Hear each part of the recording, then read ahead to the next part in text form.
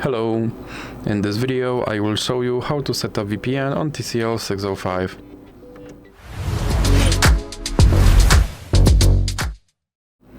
So you have to start by opening your Google Play Store, then click on search bar and type in Turbo VPN and click search.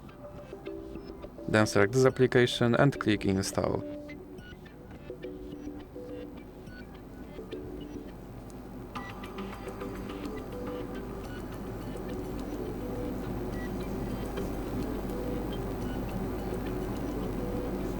Now you can click open and then click agree and continue.